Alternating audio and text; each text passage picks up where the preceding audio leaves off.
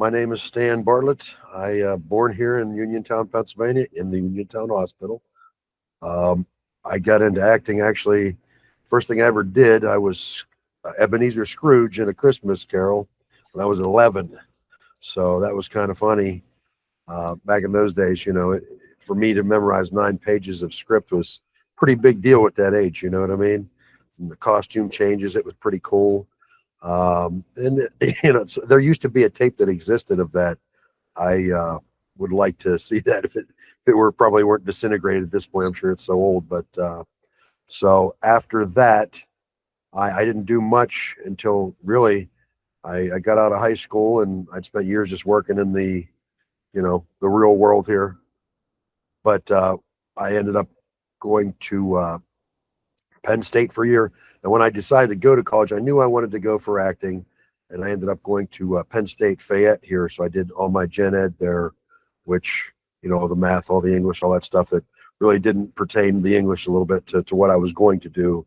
And then I ended up hooking up with the Lion Players there, and we did a production of Macbeth, which kind of put me back on stage again after so many years. It was pretty wild. But I tell you what, that energy feeling from the crowd was something else. So I was Macduff, which I guess I get to kill Macbeth at the end there, which was pretty cool. Got to be the hero for once. So, and then I got accepted into Point Park, the Conservatory of the Performing Arts there, which I had to audition. And it was funny, I've never auditioned for anything into that point to get into college. But I got accepted, which was cool. And I got a bachelor's degree there with a major in acting at Point Park. And then we did, what was the play? It was called The Rover. I was the first female playwright that ever wrote, her name is Afra Bean. And then we did that. You've heard of Theater in the Round, I take it, right? Correct. So in the Pittsburgh Playhouse isn't even there anymore. I just drove by there the other day, and it's demoed. It used to be a synagogue, and you can believe it, a brothel in one. So in the basement of that, they did like a little room where you do plays, and it was like almost like bleachers on both sides. So it wasn't exactly Theater in the Round, but you literally have people a couple feet on either side of you where we did that play. So I was like kind of like I guess I'd explain like a Spanish pirate, which was kind of cool. I don't know if you've heard of John Amplas. He directed it. So he was Martin for George Romero, and he was in Day of the Dead and stuff. It's pretty cool to get to work with him. And I one day out of the blue just brought in like is a guttural accent, and I'd never tried it before. So I went in and did that. He loved it and made me use it for the play, which was kind of cool. Outside of that, I got out of school, and then I ended up. I had Nancy Mosser was my casting agent. Now she mainly does mostly extra work and stuff like that, but I had gotten into I think 4 major motion pictures they shot in Pittsburgh. So you had, I think the first one was Smart People, then Adventureland, then Warriors with Tom Hardy and Joel Edgerton, and then we did some stuff with the Batman movie they shot down there, which was kind of cool. And then little old me from Lemont here I ended up out in California. So I did, I first stayed, I moved out there, try to get things going because, a couple of my friends went out there and were thinking, this is the place to be. Obviously it's California, it's Los Angeles. I stayed in Long Beach for a little bit, which was not as good.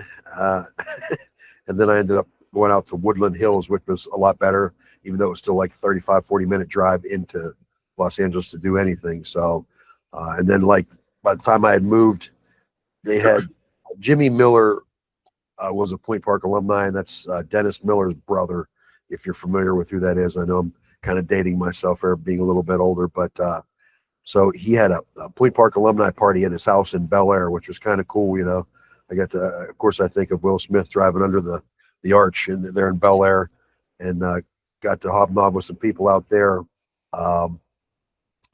trying to make some connections because he ran Mosaic Entertainment, which had some pretty big actors in their stable at that point. So I felt everything was moving in the right direction.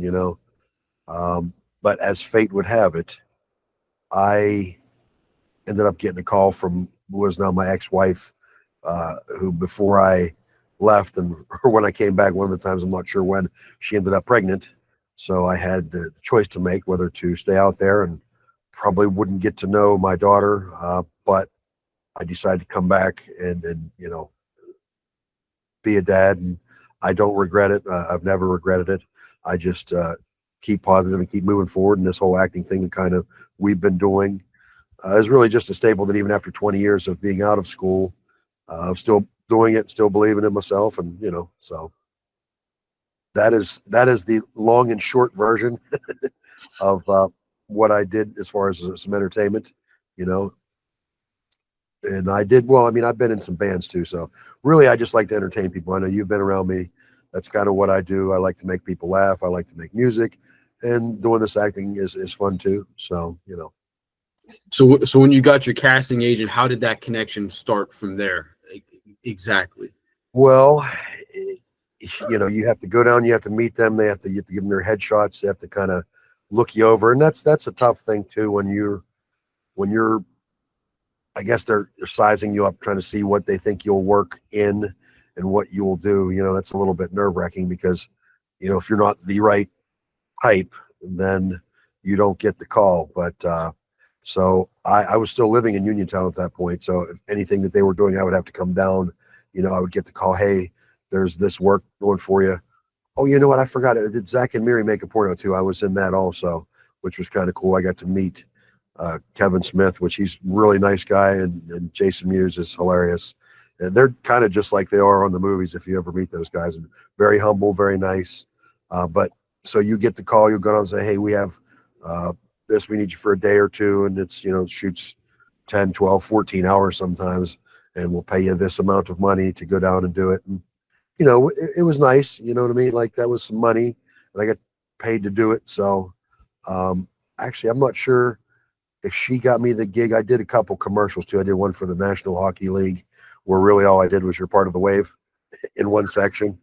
And then I don't know if it was through Nancy or if I knew somebody up at Nemacolin, but they had me shoot it was like a commercial for their employees at 84 Lumber. So it was just me and this guy out on a boat talking about healthcare or something, which was kind of cool. They paid, and they paid well. But anytime, you basically just hanging out, you get the call, and if you're available, you go. But my advice to anybody that's going that route, if you get the call, go. Do whatever you have to do if you want to keep getting the call, because if you don't go, they're not as likely to call you. You kind of get put on the back burner a little bit, if that makes sense. Always got to show up is what you're saying. Yeah, I mean, you have to kind of show them that you're interested and you want to do it. You know what I mean? So, but that was pretty awesome. I enjoyed it. It's just the way these things work out, man. Sometimes it's fate, sometimes it's luck, sometimes it's both. Now you're doing all these things. How does Enter the Zombie come into play here? How does this start? Well, that was still even before. That was the last year that I was in college. We did, this is funny. I was up in the conservatory. So if you've ever been to Point Park, it's like the 6th or 7th floor in the elevator there, and they have the board posted with stuff that they need people for. And I just happened to be catching the elevator, and I'm reading the board, and I saw this ad for actors needed for zombie movie, and he had like a little bit, there was this, that, and the other. It's the Three Stooges meet Enter the Dragon, which seemed kind of corny, but I was like, that's pretty cool. It sounded cool to me, so I ended up calling, and his name was Ben Mathis. So I auditioned for him, and he gave me the lead role in that, which was pretty cool. So that we basically shot around Pittsburgh. I think we did some at Shenley Park. We did some down near the prison. There's a building where I believe it's the Pittsburgh people that do the opera or something down there. They had this building, and they let us use a space where we made the set. So basically, we built the set ourselves, because there was a wall I had to kick somebody through, so we had to put up the studs and the drywall and hang that stuff up. And then once we shot it, that was pretty cool. So we ended up, he shot that on real film too. It wasn't digital, so it was on like Kodak, which I think is more expensive, but it does have that kind of grainy look to it, which you can't really it's getting better nowadays with digital. That was 20 years ago, but he wanted to do it that way, which is fine. I agreed with him that it was probably the best way to go. But so yeah, that was pretty wild. So we got that done and in the bag, and then we went out. It won the Action on Film Festival in Pittsburgh, and then it went to California, and there we were in Long Beach. I keep ending up there for some reason. It ended up there, same thing. It was actually a martial arts symposium, and then like action films there too. So what you have to do with that is you're kind of like a producer. You go and you sell it to people. Here's my idea, because that film was only 15 minutes, I think, total runtime. But so you go and you try to sell the idea to people to get a bigger, get the full budget to try to do, an hour and a half movie, which I think is the goal for everybody, make an hour and a half. But that said, I kind of left that up to him, and it didn't really go much further than that, even though I thought it was a cool concept. It's just one of those things that, sometimes it works. What's the old saying? Nobody knows nothing, because you never know if a movie's going to be a hit or if it isn't. And Hollywood doesn't know either. You know what I mean? So surprisingly, they didn't want to make Dumb and Dumber whenever the idea was pitched to them, and look at what a big hit that became. So all stuff like that. And that was pretty cool. But I still got the couple DVDs, and I did a couple other little things with him that were shorter, which was kind of cool. I wish I had everything that I've ever done. When I agree to help people, I have like one stipulation: I need to get a copy of it when you're done. And unfortunately, a couple times that didn't happen. I'm probably some really cool stuff that slipped down the drain that I would love to have seen at least. But it was 15 minutes in length, final runtime. How long did it take you to film that? Well, what's the saying there? For every minute of film, you've got an hour where you're doing something. You know what I mean? But honestly, that probably took 5 or 6 days, counting building the set and being there, 10 hours a day. I would say let's just call it a week. You know what I mean? It was a week, and you're spending, 7, 8, 9, 10 hours a day doing it. And then I like to sit there and watch it too. You know what I mean? I kind of like to see what's going on, even if some of the scenes that I'm not in, because I was down there anyway. I know doing our thing, it's been a little tough because a lot of that stuff, you're in Brownsville and I'm working, and it's been tough getting back and forth. But so yeah, it took some doing to try to get that thing done, which I have that copy in my bag. I bring it every time. I just forget to give it to you. You got to remind me. I'll give it to you. You know what I mean? I'll see you probably in about a week or so. So I'll remind you then, man. Absolutely. I want to ask you this so we can get this out of the way, because it's a really really dirty movie. Yeah. What was it like being a part of the set on Zack and Miri? Oh, that was great. Even whenever you're not in the scene, if you're there and you get to listen to these guys and some people that I like, acting, Seth Rogen obviously was in it, and Jason Mewes and stuff. And it was actually really funny. It was very professional. I was in the auditorium scene. So when they go to their reunion, the high school reunion in the beginning there, I'll be standing in the hallway after the clipboard goes away. And I believe that's Kevin Smith's wife. And then it's Seth Rogen that makes the comment that he eats but then they drop the clipboard, and you'll see me kind of in the background there. And then when they pan in the big overhead shot, I'm way down the bottom left, and I step in and lay some punches into this dude's stomach. And that was just me improvising. But my buddy that watched it, he said, I knew it was you because you always do that to everybody, lay the fake punches in the stomach and stuff. But it's pretty funny. But yeah, it was really cool. Very cold though in that school. It was Mount Washington, and there was no heat in that place. I think they just had electric, but there wasn't any heat. And this was in the middle of winter. So, you can imagine it was probably, I would guess 62 degrees inside the school. So dress warm, but no real drinks on the set that I know of. So, what was Kevin Smith like? Because obviously he's directing this project. Very humble. And to be fair, he wears the coat that he wears when he's Silent Bob. He dresses like that in real life. So I met him at the craft services table. And I talked to him a little bit, just basically small talk, you know what I mean? But he was very nice, you know, treated us like we were anybody else, you know, not like we were beneath him or anything like that. So a very, very humble guy. So kudos to him for doing that right and being a good person to have working, you know, above you. So What's funny about that? Do you know that the that coffee shop is a Dairy Queen now?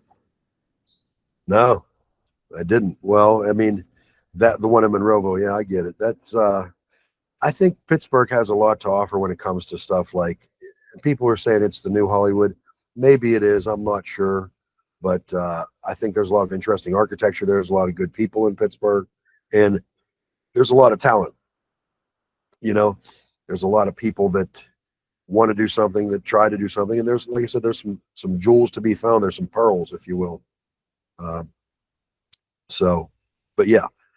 Now and then, you know, I've had a chance to do a lot, and I met couple other people. I got to meet Deadpool on the set of Adventureland. Same thing. It's always at the craft services table, you know, if you're, because people got to eat, you know what I mean?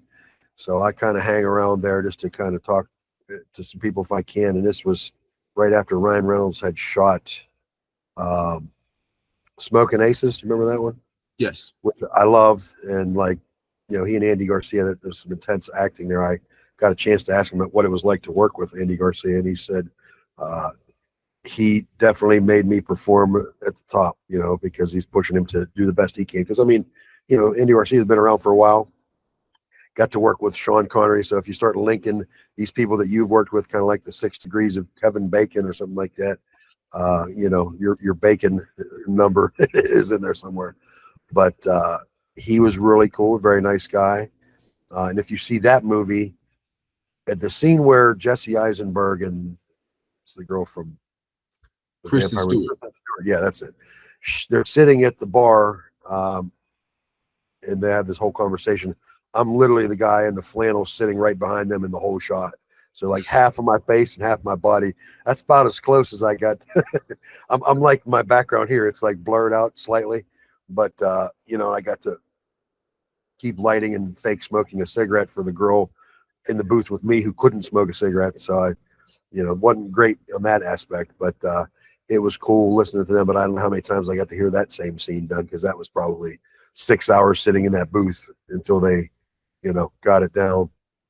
Where did they film that booth scene at? It was a bar up in Moon Township. I forget which one it was, but it's still there as far as I know. But it's just kind of a little rinky-dink bar. And then you got some cover band, and they were actually a cover band or a band back there in the background playing Hot Blooded, and so they actually played it, which was kind of cool. And you know, so that was fun. So you get the chance along the way, you know, to do certain things. Like in we had the Enter the Zombie out in Long Beach, California. I got to meet one of my all-time heroes, Jean-Claude Van Damme. Then I realized he's like 5'6", and like I realized I'm like an ogre compared to most of these people, you know. So I'm shaking hands.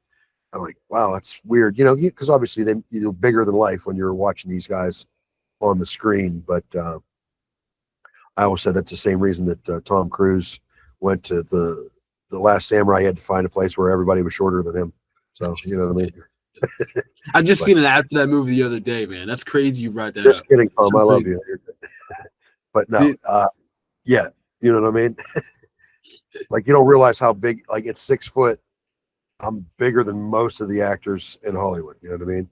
Now you Yeah. have those, and maybe that's part of the reason why you get kind of typed. It's like I got to be a henchman or a villain or you know, a monster of some sort. I don't know. So When you were working on, you know, Adventureland, you know, Zack and Miri, for example, obviously there's a big environmental difference. What is the big difference between working on Enter the Zombie environment wise compared to a bigger budget production? well, you know, when you're doing it all yourself, you're very involved, and you know, you have to find ways to cut the corners and do things the cheapest way possible to make it work. You know what I mean? Kind of like we're doing now. You know, we got some good stuff and some good people helping out, which is amazing. But I always said that I knew I'd made it onto my first major movie that I got to be an extra on was Smart People, They shot that some basement bar. I forget where that was though. But so you've got well, back then she was Ellen Page. Now she's Elliot Page, and they literally sat me at a table across from her. I didn't know who she was. I guess she was in X-Men before that. Like, honestly, I was just talking to her like we're talking now. It was kind of my naivety, I guess. She had this big coat on. I said, "Aren't you hot?" And she's just talking to me like regular.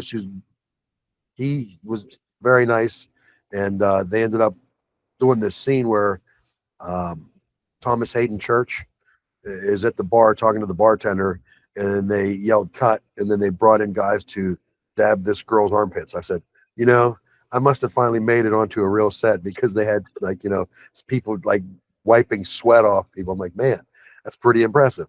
We could have used a little bit of that the other day, right? Yeah. That's luxury right there, man. I was hard as hell in there, Stan. Yeah, you would think they would have the same thing with Kevin Smith, but the opposite, Yeah, well, yeah, that's the security guard Bob there. I don't know how I'm not sure he was awake, but I think if he was awake, he would have been sweating. He got jeans and a full button-down shirt on. I'm like, man, nuts. So I was wearing sweaters, man, so I had to I wear worse. do it. That's your thing, man. Every time I see he's got this sweater, I'm like, how is he not hot? You got a sweater and a flannel jacket on over top of that. Yeah, we're not convinced you have sweat glands, man. We're gonna find out. for real. So I want to ask you about, because I didn't know this, you brought it up. Did you work on, was it The Dark Knight or was it The Dark Knight Rises? Because I know they did both here. It was the first one they shot there. Was that the one where that's a good, well, they shot parts of both of them. Yeah, I know what you mean, because some of it was in Chicago, right? I think. Correct. Some of it here, so they kind of spliced together the two. Which was very interesting how they did that. Very interesting how they did well, that. yeah, I mean, exactly. So you have both cities surrounded by water, basically. I believe it was the first one they shot here, so that would be, I always get them confused. He was riding the motorcycle through the street, you know what I mean? It wasn't the one with Bane in it, I don't think. It was. Shit, that's a good question, man. I don't know. You got to remember, this is many years ago for me, but whichever was the first one they shot was the first one, because after that, I wasn't here the second time that they came through to shoot. So I believe that was they were getting the shots where motorcycle was riding through the town, that one. So you had very few daytime shots too, though, to be fair. You know what I mean? Most of that stuff was shot at night. So there again, when you're an extra, though, you not that to take away from it, but you could be a lantern, hanging on a street post. But I don't take away from it. It was all good experiences, all good things. And to be fair, Christopher Nolan is one of my favorite directors. So he's fantastic. I think he's a fantastic writer. Everything he's done, I have loved it dearly. And plus, he brings in Hans Zimmer and does the music, which, I'm half tempted to go see that show. I keep seeing advertised. You go and listen to the music live while Hans Zimmer he's playing music while the movie's on, which would be pretty awesome. So I think Insomnia is underrated, man. That one. Well, that was still pretty young then. When he was newer to the game, but you are correct. Where that was when they shot in Alaska, right? It was up something like that. I think you're correct. You think Robin Williams. Yes, man, boy, that one slipped away. Yes, fantastic. And that's the funny thing when you watch a guy like Robin Williams break away from comedy, and I think he's as good or better as a dramatic actor. You look at Good Will Hunting and that stuff. Yes, you are correct. 1 hour photo. Oh man, crazy. That one 1 hour photo and Final Cut. Final Cut might be mine, man. That one was good. Yeah. I really like Final Cut.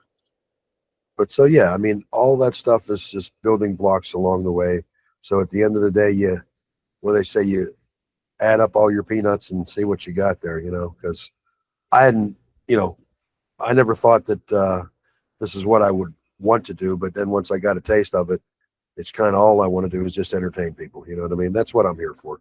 I do the thing selling cars in the meantime, but you get to act like a salesman. So that's kind of cool. I have to ask you, because we're all in this together and we're all working together. How did you meet this guy named Jason Burnsworth? Well, I met Jason, believe it or not, in grade school. So he and I went to Marshall Elementary. I must have been, I don't know if I had kindergarten with him, but I definitely had first grade with him. So that had made us about 6 years old. So go back, it'll be almost 42 years now I've known him. And he's been the same guy ever since then. If you know Jason, you've got to spend a little time around him. Wonderful dude, man. Big heart. Definitely a little different, you know. I don't want to say he's on the spectrum, but maybe. No, I'm just kidding. He is a rare bird, you know, and one not to be caged, I guess is the way I'd put that. So, and he works really hard, and I've enjoyed watching him on this film grow and take on some more responsibilities and really be into wanting to do some of this stuff. And it's really been something to see, you know. Yeah. So I look forward to the things we're all going to do in the future, man. It's going to be awesome. I think we got great things ahead. He went all in, man, and originally, like, I didn't ask him. I only asked him to be an actor in this, just show up. Like, I don't want you doing anything else. And once he got involved with the special effects, he went on steroids. Oh, 100%. It was, like I said, it's amazing. I mean, you know, you've seen it, and then him getting into the special effects and making some props and trying to do all that stuff. God bless him, man. He's a good dude. I didn't even, like, my whole thing is, like, I didn't even ask him to do any of that stuff, you know. And he's like, nah, man, I got it. It's cool. I got it. And I was like, I don't know if that's, like, the right thing to do, man. But well, listen, his work ethic, and he knows stands for itself there. And I look forward to seeing what he's going to do, you know, in the future, what you and I can help him do, because it's going to be, and that's why I told him when kind of came along at the right time. Like, I was looking for something. I was doing a podcast that we had going for a little bit, and then kind of just went away, and I'm looking to get something like that going again. I just don't know till I get everything set up the right way. I don't know how the format's going to be and what it's going to be about, but Jason kind of asked me to help him with this, and I was like, you know, it was cool. And then I got to meet all you guys, and, you know, the first night we all kind of did the meet and greet at Roy's out there. That was, I was like, wow, there's a good group of people together here. And it was pretty awesome to see what we've done since then, you know, going around. And, you know, and I got to say this, though, every shot you guys have had me do in the movies, like these big, it's always the one takers, man, which I don't mind, you know, because going back to Enter the Zombie, same thing. We had one shot to kick this dude through the wall. It was like the big Bruce Lee sidekick from Enter the Dragon, and it went off flawless. But, you know, if we screw it up, we had to rebuild the wall and go back, you know. So same kind of thing with us, which was kind of cool. Obviously, don't say too much because we're on tape. But what we have shot with those one takes, what is your opinion on those times that we filmed together? Well, I liked it, man. I think everybody was on their game. I always get a little bit nervous. This always happens every time. It doesn't matter if I'm playing music or doing the shots that we're talking about. Before I ever do anything, right before, I'm talking, you know, a few seconds before they say action, I'll get real nervous, or before I, you know, start playing music for somebody, and I got to do a couple things, and then I'm fine. You know what I mean? So I'll, once it goes, and then I'm in the flow. But I enjoy doing it, man. I don't mind. I kind of like the pressure, you know. It's sometimes you get your best out of people, and, you know, you never know what's going to happen. Sometimes the best stuff that happens isn't supposed to happen, which you always tell people, you know, you never know what can happen. Just roll the camera, and sometimes you'll get like some real jewels out of that, you know. So, but I've enjoyed it immensely. I think it was fun, man. We're doing a lot of that stuff that we've been doing. Is kind of what I do anyway. Like some action stuff, and, you know, things that I know about doing, fighting, close quarters combat, stuff like that, because I do have a background in mixed martial arts. I did that for 10 years. So I understand that kind of thing. What I didn't understand as much is that's where you come in behind the camera, to how to make that look authentic, you know. But a couple things that I learned along the way at Point Park, you know, like I was showing you guys how you choke somebody, that kind of stuff is not stuff that everybody knows. But once you guys dialed that in, man, look how good that stuff came out. Could you speak on the bottle smash? That's the only thing I want to we'll say. Yeah, here. absolutely. That's funny. That was the bar next door to my childhood home, and kudos to the what was the name of that place? Used to be the Youngstown Hotel. Now it is Backwoods Bar and Grill. Good for Yeah, them. That was another one. I was really nervous. I think we only had one bottle, didn't we? we had one bottle. We had one bottle. And I had never done this before. Now I know what candy glass is supposed to be. It's just sugar, but there again. So and the girl was fantastic. Like she was cursing Jason in Spanish, and then I come up behind her and just those old nerves. We kind of went through it a couple times without busting the bottle, and I'm like, here's what I'm going to do, and she played it perfectly. But the sound of that thing smashing over her head was wonderful. That's what it's about. And I was so relieved that it went over well. It's kind of like a sigh of relief after it went off without a hitch. But that was a lot of fun, and I'm glad I didn't have to clean up the mess. So that was her name was Cece. Well, I gotta ask you, when you did it, what was her reaction when you said, "Are you okay?" Like, did it hurt? uh, she didn't know exactly when I was going to do it, which I think is better. And she the reaction was genuine. You know what I mean? So because obviously I'm behind her, so she doesn't know exactly when I'm going to swing. But she didn't feel anything, man. Like she was like, oh, she was laughing. She's like, that was great. I'd shove her through the door. I'm just making sure she's okay. But yeah, she's a player, man. That was good for her. Appreciate it. So from all of us working together on this project, what do you think the environment has been this entire time? It has been lengthy for sure, and I think that's because we're trying to make an hour and 30-minute film with basically nothing. But it's what is the environment that you've seen from your perspective this entire time? Well, I think for the most part, everybody has been very professional. I think there's a good energy, a good positive energy on the set. I think that people are generally enjoying doing it, because if you're not enjoying doing it, you shouldn't be doing it. You know what I mean? And I think everybody has been very positive and very encouraging, and we're all kind of encouraging each other, and I think the environment has been a good and healthy one. I think is the best way I would describe it. Could you touch on your history with martial arts? Sure. Well, I took karate when I was a kid because it was always fancy to the kicks. If I can keep someone away, I'm going to keep them away at a further distance with my legs than my arms. You know what I mean? But and then when I got into, I worked out. I got into bodybuilding for many years. So from the time I was, I don't know, 15 till 42, I was regularly working out. But somewhere in the middle there, right after I got out of college, you think about that. What was the time frame? Because it was 10 years. Yeah, I was like 27, so I was a late bloomer, and I stumbled across a good friend of mine. His name is John Brown, and he worked out at the gym I worked out at. And, we got to talking, and he knew some stuff, and he was training in multiple disciplines. And he said, "Hey, if you're interested, here's what he told me." He said he gave me a piece of paper that had numbers 1 through 6 on it, and those were your punches. So you had so 1 is a straight left, 2 is a straight right, and then 3 is a left hook, 4 is a right uppercut, 5 is a left uppercut, and 6 is a right hook. He said, if you can get those down, I'll teach you. So, and I'd never really done much of that before. Like I said, I was a kick guy. I mean, I knew how to throw punches, but I got into it with him, and then we trained every week, sometimes twice a week, and you're talking 3-4 hour sessions. And he taught me everything from Muay Thai, Jiu-Jitsu. Obviously, I had the kicks down, some boxing. There was even a little bit of Kung Fu in there, if you can believe that. And Wing Chun, you familiar with that? It's a block and it's a defense and offense in one move.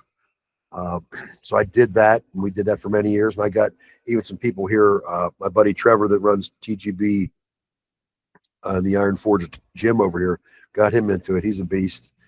And I did 2 amateur, like the kumites they would do at the Expo Mart. So the bad thing was they didn't have people in my weight class, so there wasn't enough people. So I had to go against guys like 250 pounds.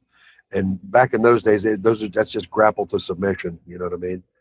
Because even the rules in Pennsylvania were funny back then. You couldn't hit the head of a grounded opponent, so basically you just have to punch their torso or something.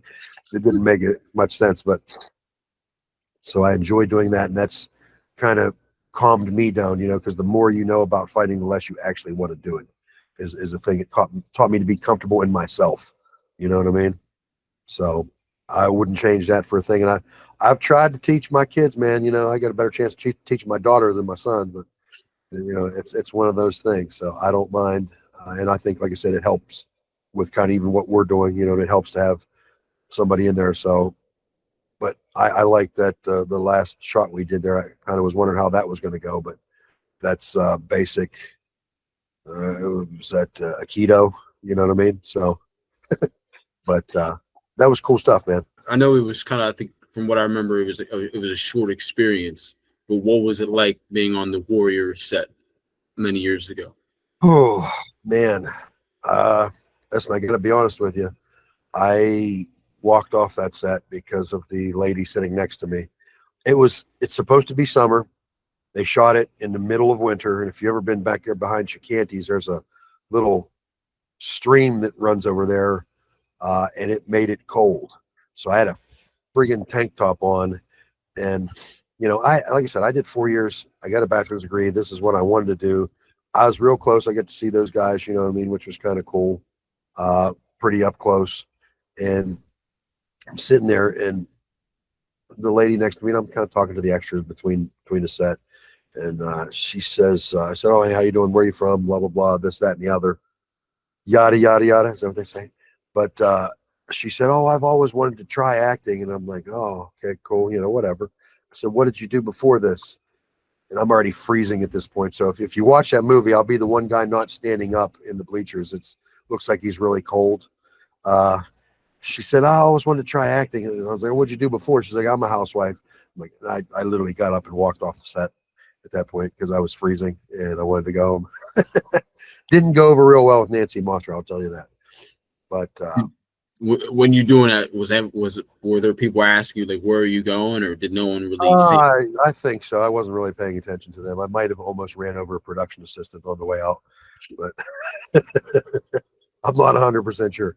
But yeah, so listen, it would have been great. I just didn't understand that was supposed to be summer. I thought maybe, I if I had like a regular shirt, maybe a coat on, I probably would have been fine. But like I said, you'll see me. I'll be the one guy standing there like. Maybe if you had a flannel, man, you'd be way better. Yeah, I should have borrowed yours, man. What's going on? Yeah, I couldn't probably fit the ones I wear now back then. I know. Me neither. Keep my arms up. So when we're filming, you always quote films. You always quote Jaws. What was growing up? What were some of your most impactful films that made you really want to go to acting? Well, man, I always go back to the old saying. When I grew up dirt poor like we did in the middle of nowhere, basically, the old saying, and this has always stuck with me, is better to be a fake somebody than a real nobody. So take your pick, man. My dad was a little bit different in that we were watching very adult movies at a very young age. So I'm pretty sure I watched The Exorcist when I was 8 years old, which I don't know if that was good or bad. Probably not good. But so he was a big horror movie junkie. So I'm watching all these like R-rated movies, and I'm thinking, man, this is. But take your pick, man. It could have been any of those movies when I'm just watching these people act, and I'm thinking, man, that's got to be so great. You get to be a different person. You get to go see cool things and be in cool places, and so it's kind of like one of those things. But I think honestly, when I knew I had reinvigorated myself to want to do it, I think it was The Matrix, man. When I watched The Matrix, I was like, wow, that movie kind of knocked my socks off. And I think everybody else's too. And, Keanu Reeves, I think he played that role perfectly. You know who they wanted for that movie, right? I do not. They wanted Will Smith to do it. They wanted Will Smith for everything back then. Well, that's what I'm saying. But they want him for that. You know what he chose instead? Wild Wild West. Okay. Yeah. What year was this? What year was this? Was this late? It's been circa 98, 99. Okay. And because the Wild Wild West, yeah, excuse me, man, my allergies kicked my ass today. The Wild Wild West was a flop by all metrics. You know what I mean? So you had Kevin Kline, and that was based on an old TV show. Which the TV show wasn't bad, but the Wild Wild West, the movie, not great. You know what I mean? Some people liked. I guess I had a little bit of a cult following, but you turn down the Matrix to do that.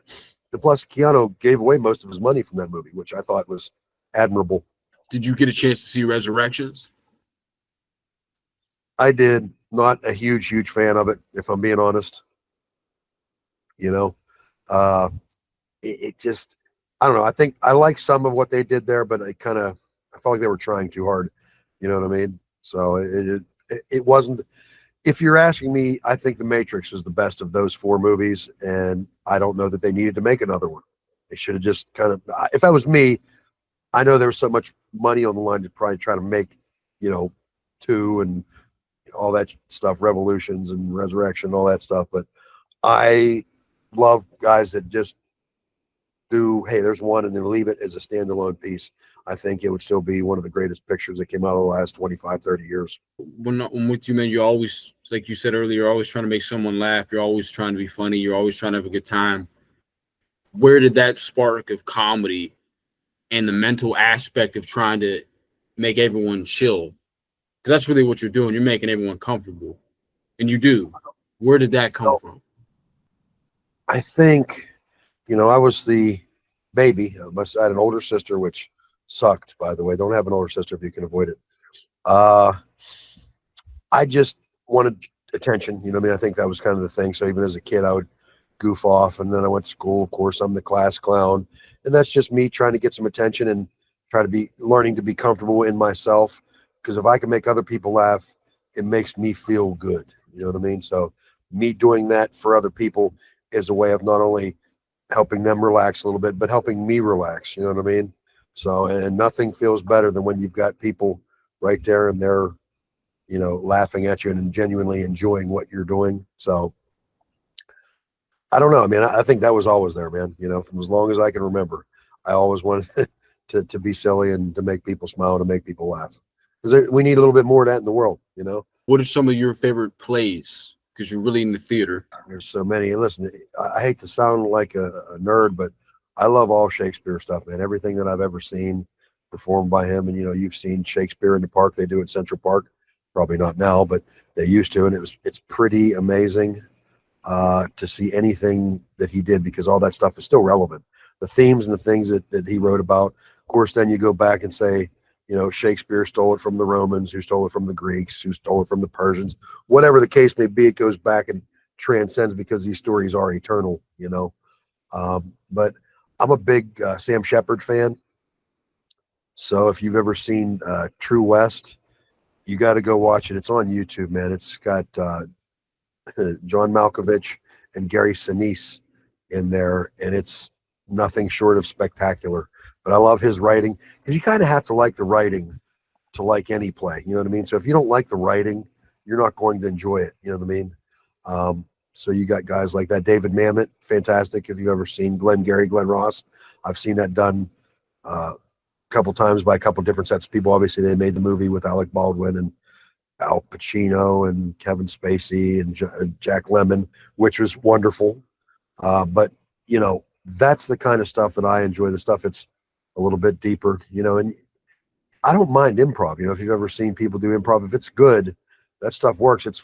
Those people are fantastic and they deserve a hand. And that's kind of like when you had me kept coming through the door and saying different lines, I'm like, well, I'll try this one, and I'm pretty sure I know which one we're going to go with. But at the same time, that kind of stuff has always been pretty impressive to me. People that you just on the spot come up with it, which I've gotten a lot better at being pretty witty. And I'll tell you, being in the car sales business for 20 years hasn't hurt. So something that you told me, I think when I first met you, maybe the second time, was when you're doing theater, you're trying to speak loud so everyone in the back can hear you. You're speaking to the back. Sure. When you're doing theater, what is the difference between doing it then in front of an audience, whereas for a film, you can retake it? Well, and that's the thing. I'm not saying that I think people are better actors that do theater, but I will say when you're trained in theater like I was, the saying is you're trained, you want it to hit the back row of the audience. So you're going to do grandiose gestures and you're going to project your voice out loud. Whereas you're externalizing everything. So everything that you're feeling, you're going to use your body to tell the story, and you're going to use your voice, and you're going to project. Now, when you do a film, it's a very intimate, internal experience because the camera's going to be right there, and you're going to be talking, right next to the camera, and you can talk soft, and you don't have to do a bunch of gestures. Your face is kind of telling more of the story, if that makes sense. So it's kind of an opposite thing, but I mean, acting is still acting, but those are two different types of acting, Did you have any sort of thought to do this when you were in school? To do movies. Yeah. Yeah. I mean, I kind of always, when I was in like regular school. Yeah. No, man, I was too busy chasing girls and smoking weed. But I was like, man, what's going on? Listen, and I wouldn't have, I didn't have a problem learning. I know I was a pretty smart guy, but I just didn't like people telling me what to do. So I got in a lot of trouble when I was in school. That was a little bit of a problem with authority, as they said. So I got suspended quite a few times, and that's why they held me back. And I ended up meeting one of my best friends because I ended up in a junior homeroom with senior classes because I had spent so much time out of school. But so yeah, I wasn't really thinking about stuff like that then. I enjoyed movies and music and stuff like that, but I had other things on my mind, man. Once you hit puberty, there's many other things you're worrying about. But but once I got out of school and, like I said, worked in the real world, and I saw that that's what I wanted to do, was I needed to go to college and needed to make some connections and start networking. Doing that, then it was gung ho, man. And those are some of the best years of my life. You know what I mean? I wouldn't change it. I love Point Park. I wish that I would have gone later after they built a parking lot on the premise. Okay, because I drove from here. I commuted, man.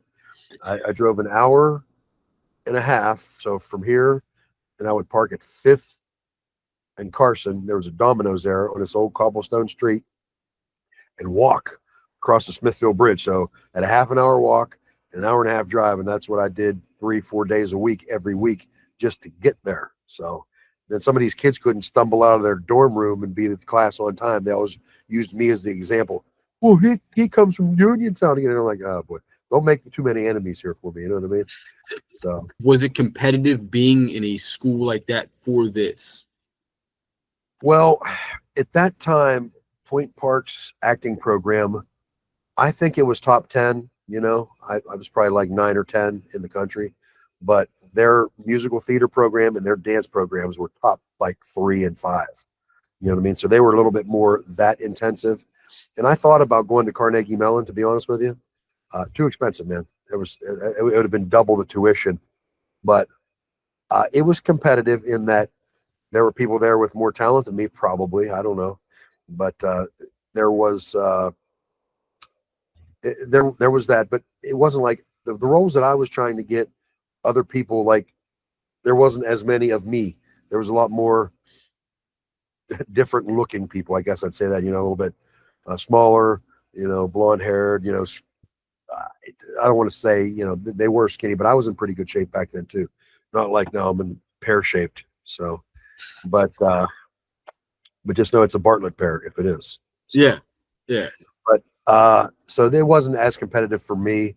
And I didn't, honestly, because I was still working a job about half the time I was there, which was tough with a full load, a part-time job.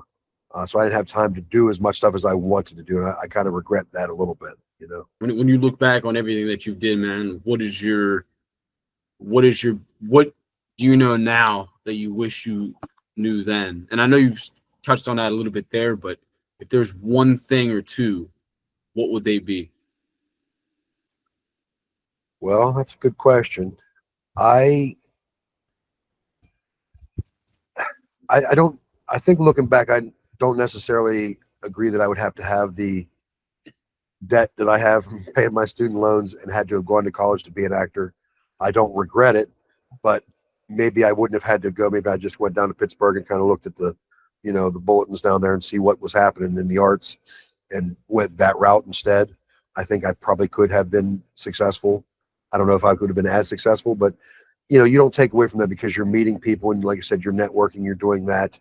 I wish the big regret for me is that I didn't go out and do more. You know what I mean? I should have done more, but like I said, it's tough when you're, I was living with my girlfriend at that time. We're trying to keep a house going, trying to keep the lights on, and trying to get an education. That was tough for me. Um, I wish I had a little bit more time. I think that's what everybody says. I would have done that different. I would have auditioned for more stuff than I did. How do you mentally organize all those things going on at the same time, Stan? Ooh, man, that's another good question, man. Well, the way I always approach it was you can only do one thing at a time. So I tried to be, and this goes back to me being a Boy Scout. I was very detail oriented even back then. So I'm very organized. That's part of my OCD. So I have everything in its place. So if I know I have to do something the next day, I got to go to school, then I come and go to work. I'm going to have my lunch packed. I'm going to have all my things laid out, my clothes, anything that I need for the day, put into my bag and ready to go. And then, it's just going through it, but it's really just a little bit of preparation as far as just organizing all the things that you need so you don't forget them. And if you have to, I'm not opposed to making a list, So I'm not a guy that goes to the grocery store without one. Yep, need this. I'll just remember everything because I'm not going to remember it. In other words, just do what you can and not what you can't. Well, yeah, you're going to do one thing at a time and don't get overwhelmed. You know what I mean? So, because if you start thinking about all the things that you have to do, it will overwhelm you, and another thing too, in the arts and the entertainment field is another good saying that one of my acting teachers told me at Point Park. She said, melancholy is the curse of the creative. And I had to think about that one, I'm thinking, I know what she means now, you know what I mean? Because it's very easy when you're like you, like myself, like the people we're working with and the people we have worked with. If you're a creative person by nature, it's easy to get sucked into the dark, you know what I mean? But you got to remember, it's always darkest before the dawn. So the light's coming, you know what I mean? You just got to kind of get through it. So that's one thing too. And, the fact that oftentimes I had some periods in my life where after I got out of school and I wasn't doing anything, I kind of was like, man, I've let everybody down. I told them I was going to go do this thing. And you start getting into that headspace, and that's not going to get you anywhere, man. You know what I mean? I lived it. And everybody was still proud of me, and I'm proud of myself. And you have to define what your idea of success is. And mine was doing exactly what I am doing. And once I figured that out, I've been a lot happier. So from the very beginning of being organized, could you kind of speak about how that's important while being an actor and being a part of a film team as we are? Where would you be if on a film set if you didn't know these things?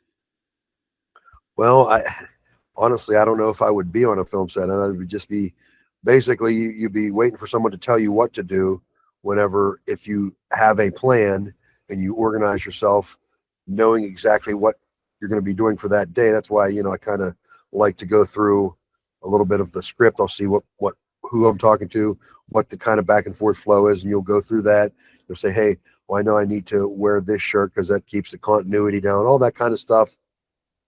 You want to have that. If you don't have that, then you're just an extra. You know what I mean? You're going to be sitting around having someone tell you, go do this, go, stand in the corner, go do whatever, which I like to have some kind of an interaction with the director and people that I'm working with, even if it's minor, just to kind of, because I have a lot of ideas, man.